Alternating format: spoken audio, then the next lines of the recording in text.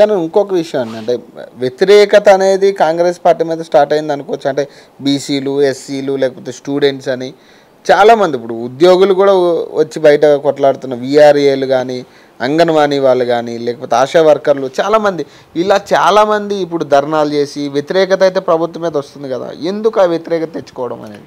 మీరు ఈ గవర్నమెంటే కాదు, ఏ గవర్నమెంట్ మీదైనా అపోజిషన్ వాళ్ళు అదే పనిలో ఉంటారు. గవర్నమెంట్ చేసే విధి విధానాలని ఎక్కిరించడమే వాళ్ళ ఇది.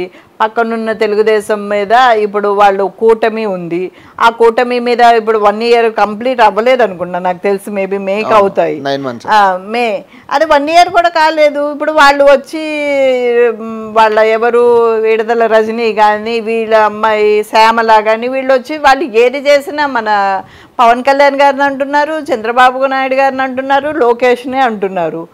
ఏదైనా అనడమే వాళ్ళకి ఎజెండా. ఇప్పుడు ఇంతవరకు టర్మ్స్ అండ్ ఇది రూల్స్ అండ్ రెగ్యులేషన్స్ వేరే ఉండేవండి, ఇప్పుడు రూల్స్ అండ్ రెగ్యులేషన్స్ వేరే మారిపోయినాయి.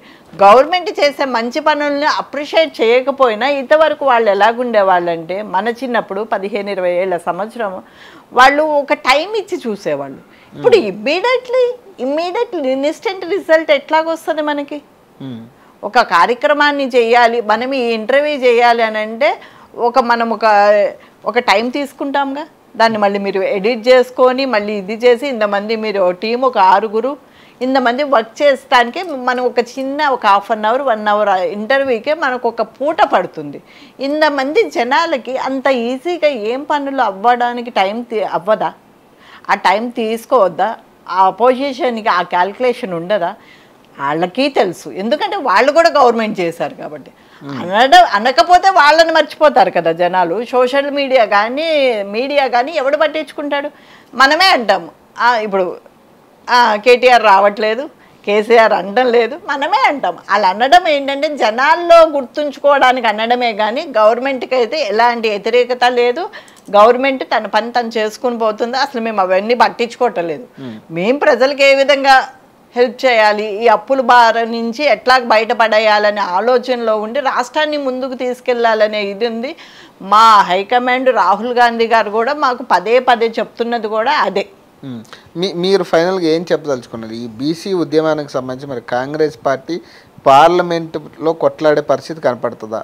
ఎంపీలు ఏదైతే డెఫినెట్గా అండి, అది డెఫినెట్గా. ఎందుకంటే ఒక్కసారి మాట ఇస్తే మీరు ఏదైనా చూసుకోండి, ఫస్ట్ నుంచి తెలంగాణ ఇచ్చింది ఎవరండి?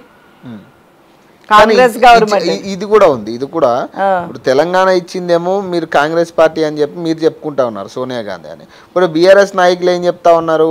కేసీఆర్ చావు నోట్లో తలబెట్టి తెలంగాణ తెచ్చుకున్నారు, లేకపోతే తెలంగాణ ఇచ్చేది ఎక్కడ అని మీరు వాళ్ళు చెప్తా ఉన్నారు.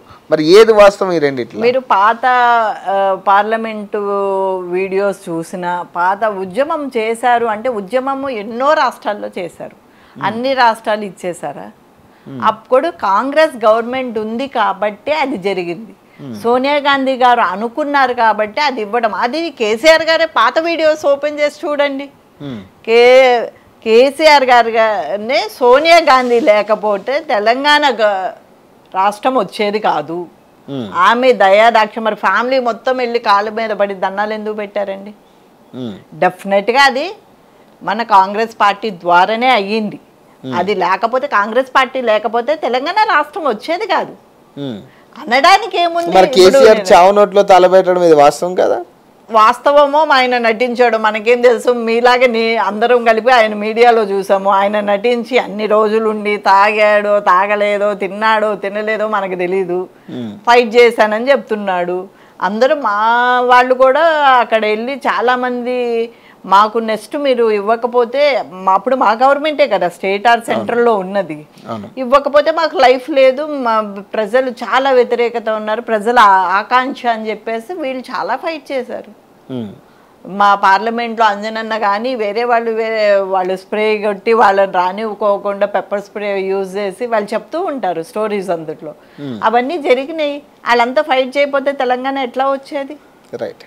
సో మరిన్ని అప్డేట్స్ కోసం చూస్తూనే ఉండండి RTV తెలుగు.